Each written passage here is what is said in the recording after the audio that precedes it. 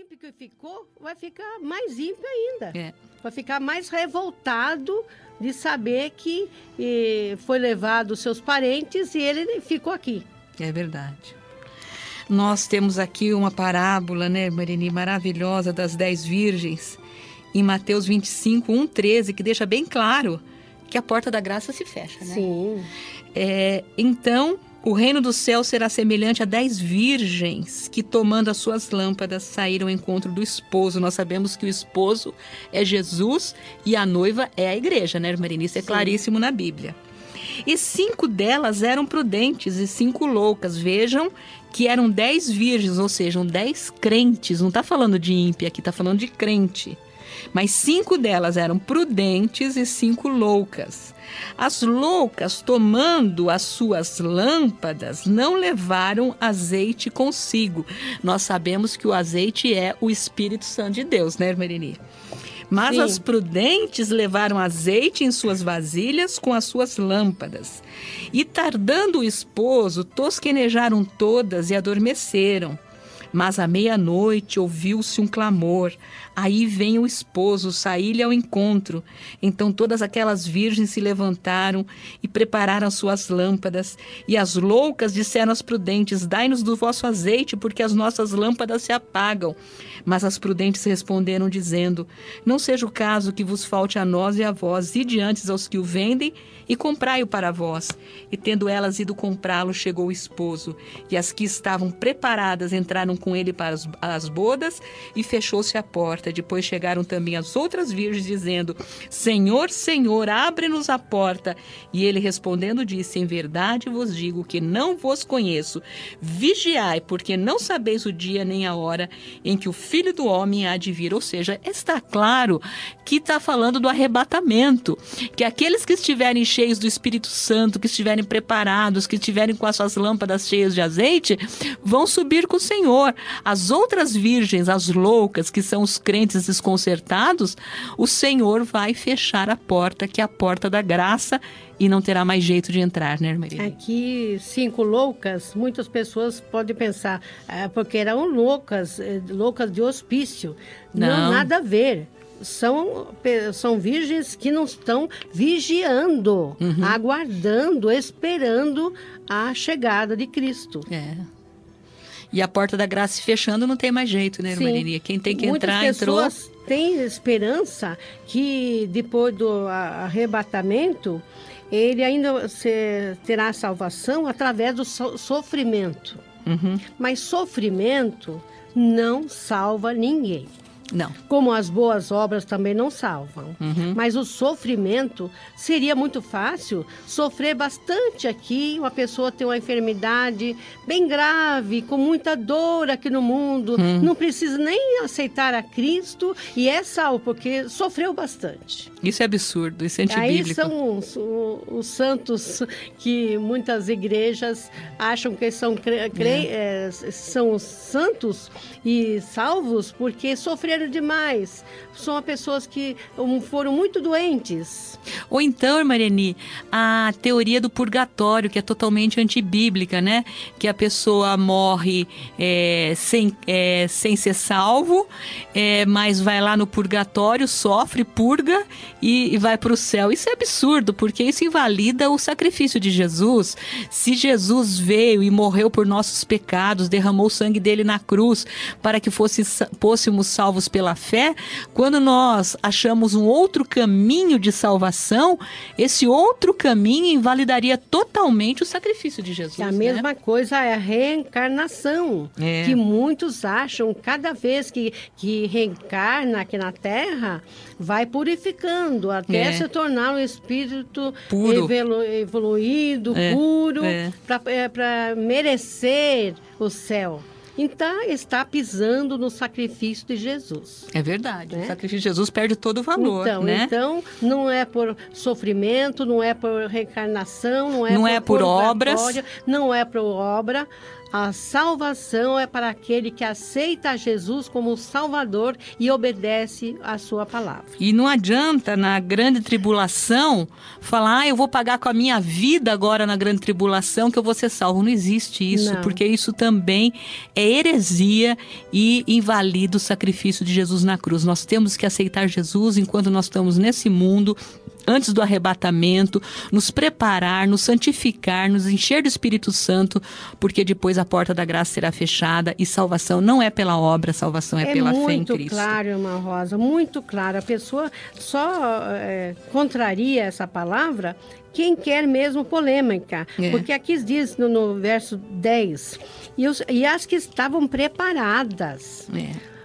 Jesus fala para estar atenta, estar preparado, estar esperando, vigiar, que ele virá, né? Então, as que estavam preparadas entraram com ele, foram arrebatadas, né? E fechou-se a porta. A porta vai fechar. A porta da graça. E não vai abrir mais. Não adianta depois bater. Então, aqui está bem claro. Elas voltaram depois com azeite e se prepararam, né? E voltaram depois e bateram na porta. Depois que o esposo chegou, né? Depois que o esposo chegou, não adianta procurar azeite. Nem vai ter azeite mais na terra, né? Não vai ter mais o Espírito Santo. O esposo não falou, vai lá sofrer um pouquinho, ficar na grande tribulação, para depois vocês entrarem. Não falou nada disso. Fechou a porta, fechou. Ele falou, não vos conheço, né? É verdade. Não conhecia mais elas, porque elas não estavam preparadas para serem arrebatadas com Cristo. E uma outra pergunta, né, que fazem por aí, essa igreja passará pela grande tribulação? É claro que não. Em Apocalipse 3,10 está escrito: como guardaste a palavra da minha paciência, também eu te guardarei da hora da tentação que há de vir sobre todo mundo para tentar os que habitam na terra. É uma promessa de Deus para a igreja dele, né, irmã Irene? Sim. A igreja santificada, a igreja vitoriosa, a igreja Filadélfia, que tem a promessa de Deus que será guardada da grande tribulação, ou seja, não passará pela grande tribulação. É porque a Bíblia nem fala dessa grande tribulação, uma tribulação específica. Nós sabemos que vai ser uma grande tribulação, porque vai ser coisas terríveis que vão acontecer, que Apocalipse mostra, né? Sim. As pessoas pedindo para os rochedos caírem em cima delas, as pessoas procurando a morte e não encontrando, as pessoas desesperadas com os calores abrasadores. Nós sabemos que o mundo está esquentando, né? E tudo isso vai acontecer, então a gente chama isso de grande tribulação, mas porque a gente vê que em Apocalipse vão acontecer coisas terríveis, mas a igreja não estará mais na terra, né? A Bíblia fala de grande, não da grande, uma específica, de grande. Quantas pessoas já passaram grande tribulação? Desde o começo do cristianismo. Quantas pessoas morreram na arena, no tempo de Nero, né, comido por leões, queimados, o corpo envolto em betume e amarrado em estacas e queimados, enquanto estava tendo aquelas festas, né, no Coliseu. Aquele povo estava ali vendo aquela festa, aquele torneio, e o corpo dos cristãos amarrado nas estacas para iluminar a festa no Coliseu. Isso não é tribulação? Quantos mártires, né, Marini, já existiram? Do tempo de Cristo para cá. E existem até hoje nesses países que é proibido pregar o evangelho, existem mártires ainda. Pastores morrem nas prisões, nos países comunistas e outros países que é proibido pregar o evangelho. Quantos estão morrendo no dia de hoje? É grande tribulação ou não é? Não é aquela específica que nós pensamos nela, mas é de grande tribulação. Quem nunca passou tribulação? Agora, a própria vida. Sim. Agora, essa grande tribulação de Apocalipse seria depois do arrebatamento da igreja, quando Satanás tomasse conta da terra e o Espírito Santo não estaria mais na terra, né, Maria? Como nós vemos aqui... A igreja não estará mais aqui. Essa igreja não estará mais aqui. Aqui em 2 Tessalonicenses 2, 3, 10 está escrito: ninguém de maneira alguma vos engane, porque não será assim. sem que antes venha a apostasia e se manifeste o homem do pecado, o filho da perdição.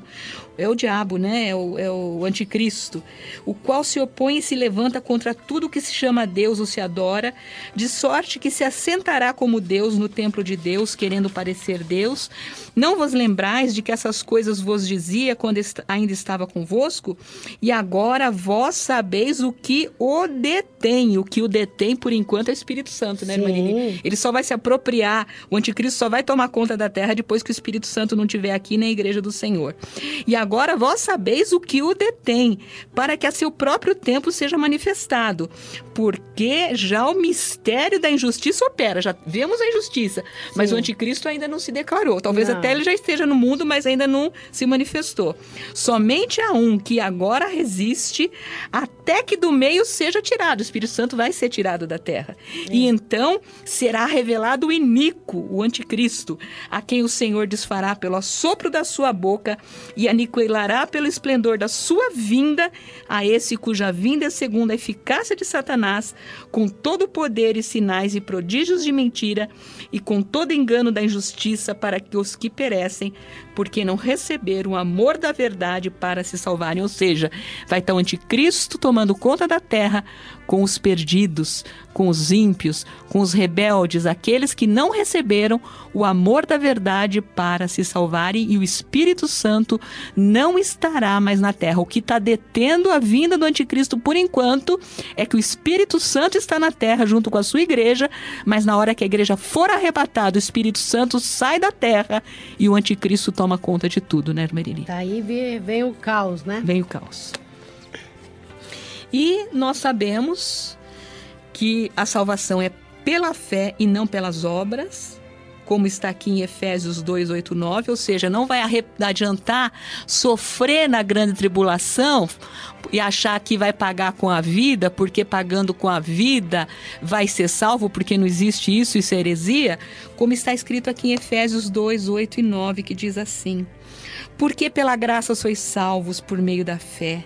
Isso não vem de vós, é dom de Deus. Não vem das obras para que ninguém se glorie. Ou seja, o mérito é todinho de Cristo da nossa salvação. Não é porque nós sofremos, não é porque somos bonzinhos, não é porque merecemos, é porque Cristo morreu por nós e derramou seu sangue por nós na cruz do Calvário. E aqui também em Romanos, capítulo 3, versículo 23 a 27 está escrito: porque todos pecaram e destituídos estão da glória de Deus, sendo justificados gratuitamente pela sua graça, pela redenção que há em Cristo Jesus, ao qual Deus propôs para propiciação pela fé no seu sangue, para demonstrar a sua justiça pela remissão dos pecados dantes cometidos sob a paciência de Deus, para a demonstração da sua justiça nesse tempo presente, para que ele seja justo e justificador daquele que tem fé em Jesus.